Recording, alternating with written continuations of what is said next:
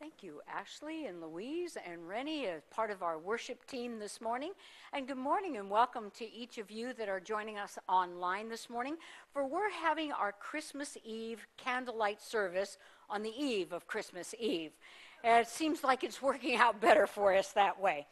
And you know, what we're really all about this Christmas season is we have been talking basically about the stories of God. I love that concept, the stories of God. And what are those stories? Those stories of God are the stories of how God is indwelling in us as humans, and how we as humans stumble, fall, awaken, excel, and have success and failure in our quest to understand what does that mean to have God life within us. One of my teachers one time said to me, you know, Marianne, it's kind of like you've got 110 in the voltage and you plug it into 220. And what happens when we do that? We overload the appliance. And I thought to myself, that is such a rich spiritual image, because we kind of go, come on, God, I want a whole awakening this Christmas. Yes, sir, I'm ready for it. And every one of my 37 trillion cells are ready for a God awakening. And we short circuit. We overload, because there's no way that we can handle, absorb, consume, understand what it means to be that radiant expression of God in one quick, short moment. So what that means is the story of God is an evolutionary story. It is our evolution in our understanding of who and what we are. And so we come to the Christmas story year in and year out, because I don't know about you, but I get a little frayed around the edges, get a little tired of the spiritual journey around the edges, get a little feeling of I'm not going anywhere. If anything, my boat is going farther backwards and my oars are working harder. And God takes us at Christmas time, picks us up, kind of dusts us off, and said, listen again. Listen again. Let me say it to you one more time. The life that you live is this beautiful, radiant life of God. Yes, it's true we make choices that don't live out that beautiful radiance. Sometimes we make choices that hurt ourselves. Sometimes we make choices that hurt others. But all in all, as we struggle to incorporate and understand what does it mean to live the story of God, we come back to that Christmas moment where we must be quiet and silent and listen once again for that sound of that baby's cry within our own heart. That sound of that moment when light is broken forth into the darkness. And that is why we come to Christmas every single year. And you know, we've talked about this past month. We've taken, I should say, instead of taking the big story, which we just sang all the carols about the big story, we have been looking at what we call the embroidery stories. And the reason we call them that is because they're stories around the circumference of the main story. And in looking at those stories, we've come to learn a little bit more about ourselves. Because I want you all to hear very clearly, no gospel writer just dumped people into the story. Everybody had a purpose, everybody had a reason, everybody had a plan, if you will, for being intentionally put into the story. And basically, who is the gospel writers writing for? Well, they were writing for their immediate community. So these are new people to Christianity. They want to know about the story of Jesus. But even in knowing about the story of Jesus, the gospel writers are trying to encourage them to become a follower. And remember, in the early years, we're not talking about a follower of Jesus as a man from Nazareth. We're talking about the follower of the way. What Jesus came to say is, this is what God's all about. And I'm going to show you a way that I have learned about what it means to follow that indwelling spirit, that Christ within us. So we're looking at these little stories, and today we come to meet one of the most fascinating people of the whole gospel accounts, and that's Joseph. Joseph plays a dual role. In one sense, Joseph is one of the key characters because after all, we hear about Jesus, Mary, and Joseph. But on the other hand, we don't hear anything from Joseph.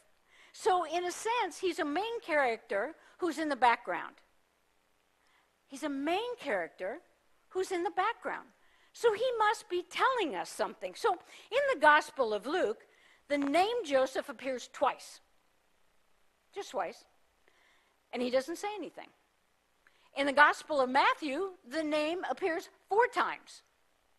And the only time Joseph says anything at all in any scripture is he reminds the people, the prophet Anna and Simeon, which we'll talk about next week, that he is in fact naming his child Jesus.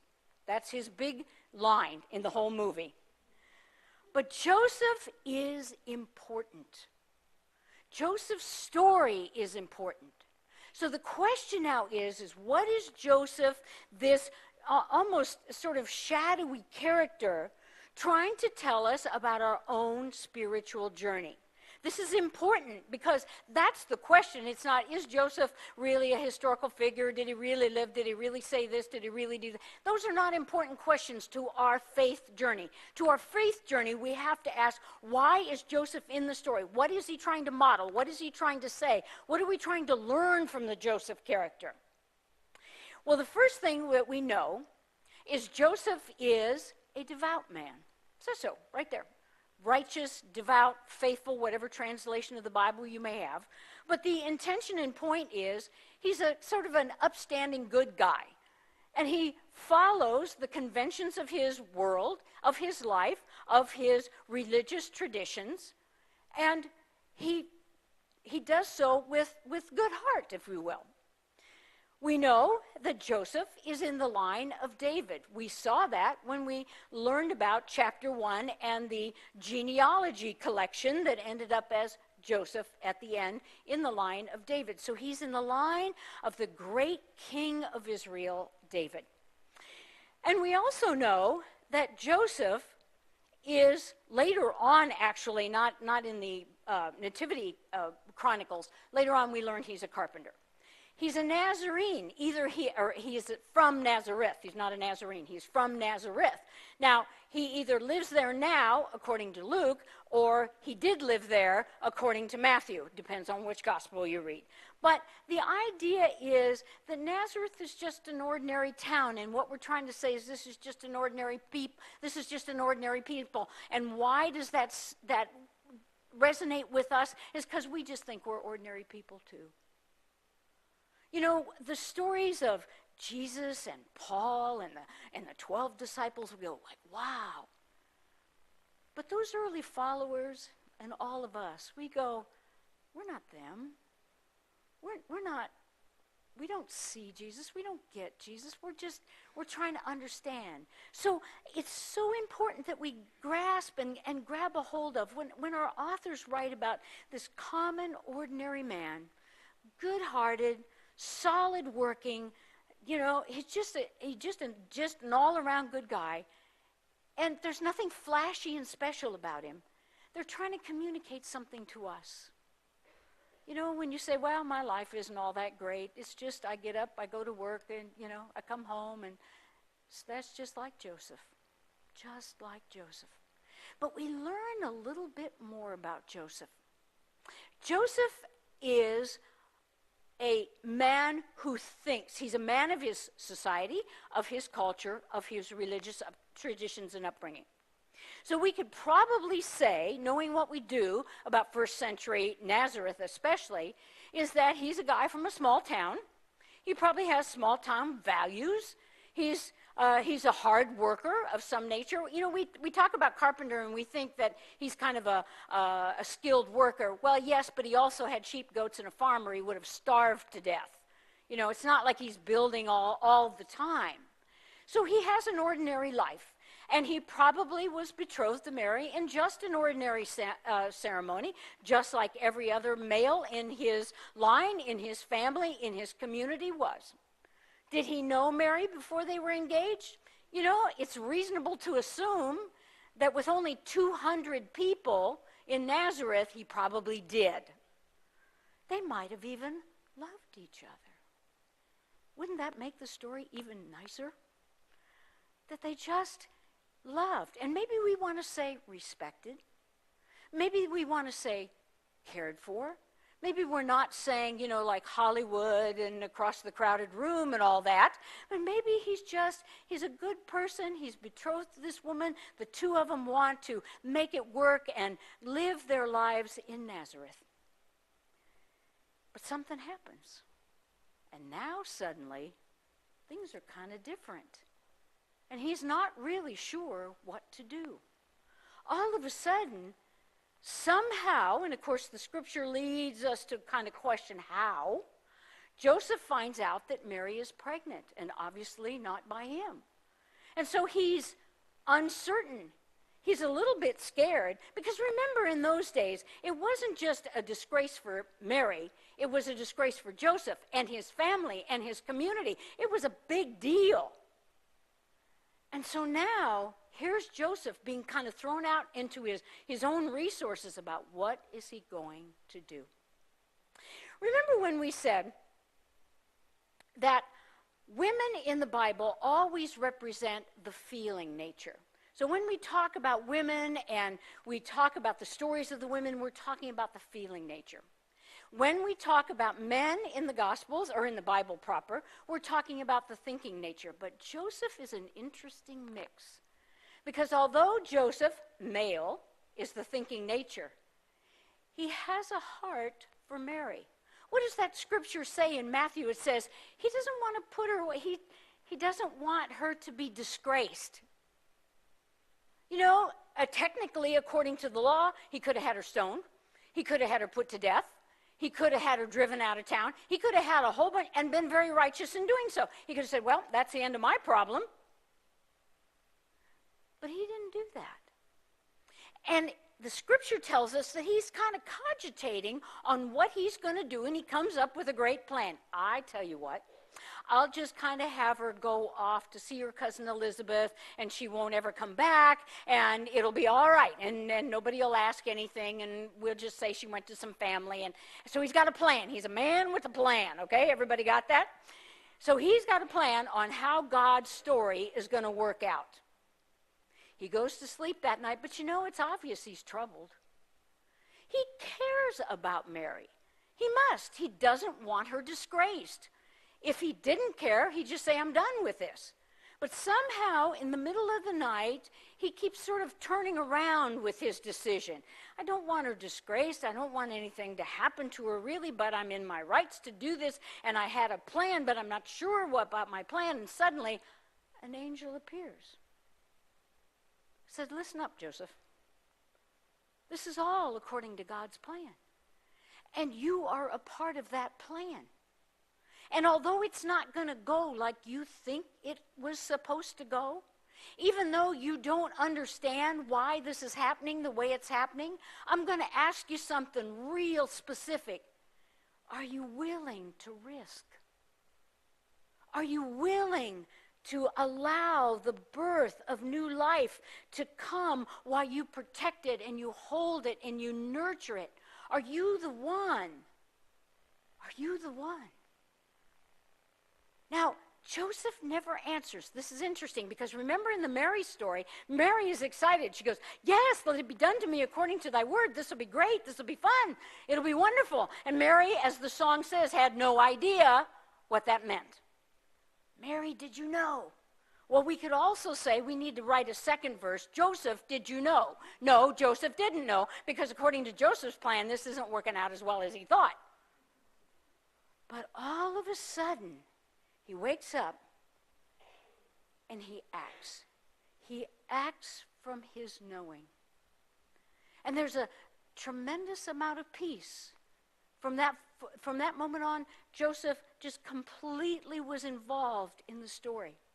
And I thought to myself, how interesting it is. Joseph seems to me an encapsulation of the whole story we've been talking about. On that first Sunday, we talked about the journey of faith and how we looked at the 4 suspect women in the Gospel of Matthew, and we said God still used them.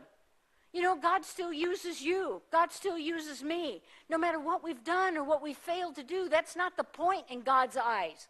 In God's eyes, God's saying, come on, you've got more to do. You've got more to give. You have more to create.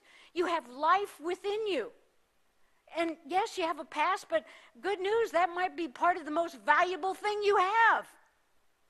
Did you ever think of that? It could be the most valuable thing you have is to have a few rough knocks in life, to trip and fall in life, because it gives you a heart of greater compassion for the rest of your life. And that second Sunday, we talked about hope and how we saw the genealogy that went on and on and on. And here is Joseph at the very end of that, how long he had waited, how long sometimes we wait for our prayers to be answered. It's a struggle, isn't it? Prayers for health, prayers for our family, prayers for our world, prayers for, how about peace in the world? How long have we prayed for that? Oh, the last 5 minutes we thought we would. No, we've prayed for it forever and ever and ever. And the call is still the same until you become peaceful people within yourself. We will never experience world peace. That's the genealogy story. The hope that as we individually be lifted up, the whole world can be lifted up with us. And last week we looked at the story of love. How the story of Elizabeth and Zachariah, and we reminded ourselves that all too often in our spiritual journey, we get a little stale. We get a little tired, do the same prayers over and over again. We're devout. Elizabeth and Zachariah were very devout people. We say our prayers, we do the ritual, we come to church, we do the right thing. We try to be good, upstanding people, but our heart has become less pliable. Our heart has not sort of awakened to the awe and the wonder that Mary brings into the Zechariah and Elizabeth story. That heart that is just for God in awe and wonder and openness. We've lost that. And the story is inviting us through this Joseph character. You see, what happens when we get stuck in our ways, and in every relationship we have, we get kind of stuck. We get kind of in the box, and we say things like, oh, I know how they'll respond to this. Oh, it's just like them. That's exactly what they would say. And we don't allow the person, and conversely, they don't allow us to grow in who we are. Isn't that the space you want? That's the space I want in life. But it's difficult because we've known each other for so long, and I know just exactly how you're going to be. And then we don't allow the relationship, its softness, its edges get brittle. And folks, that's what happens to our spiritual journey as well. Don't kid yourself. We get into a roteness about our spiritual journey. I do. And every now and then God taps me on the shoulder and says, Marianne, you are not paying attention. You're not listening with your whole heart and soul. You are like Joseph. You're set in your ways. You know what to do to please society, culture, your religion. You're doing it. And you're a wonderful person, and isn't that great? But that isn't what God is calling you to be and to do. God is calling you to nurture that tiny little spark, that tiny little voice that you hear in the night. It's that Joseph part of us that we have to, I think, work on. And that's where Joseph comes into the picture in such a powerful way. He reminds us that it is both the feeling nature and the thinking nature. Joseph has a heart for Mary. He doesn't want to disgrace her. And yet, in the end, he's giving up his plans, his dreams, and his idea for the new life that is coming. And he acts upon that. How many times in your spiritual journey do you know that you know that you know, and you don't act on it? How many times has something struck you in your mind, in your heart, and you go, I think that's the chance I should take, but it's not the money, it's not the right place, it's not the right time, it's not the right this, that, or the other thing? I remember that very first Friday, I believe it was, when I talked to John Fisher, who at that time was board president here. And I thought, there is no way. Excuse me, we are not going to Oklahoma. It'd be nice to come visit. I bet you're nice people there, but thanks. Some other day. And all of a sudden, I just heard this voice as clear as if the third party had gotten on the line. It said, don't say no just yet. Don't say no just yet. And in that moment, I thought, how am I going to tell Patrick we're packing for Tulsa tomorrow? It took another 6 months before it all came together. I had no way of knowing. I had no way of understanding. All I knew, and my point here is really important for all of us to understand. We all hear that spirit call. In some way, in some shape, in some form. It's a word, it's a phrase, it's a knowing, it's a vibration, it's a rhythm, whatever it might be. And we know that we know that we know, except we don't know how it's going to work out. For Joseph, he knew that he knew that he knew, but he didn't know what was going to happen. He said, okay, I'll take care of Mary, whatever that means. Whatever that means. So this Christmas, I want to invite you to look at some of those little characters that are around the big story and see how they might speak to you about how the big story lives within. Christmas is a living story. Christmas is a living reality. So often we've made it a holiday, we've made it Christmas carols, we've put it in a nice, tight, little social, cultural, religious box. Christmas is anything but. Christmas is an explosion in your heart. Christmas is an explosion in your mind. Christmas is an explosion in your plans. Christmas is an explosion in your whole being. And that explosion and the aftermath of that explosion is just a tiny seed. A moment of light. An awakening that shatters your life forever. Let's go of the boundaries. Let it go of the boxes.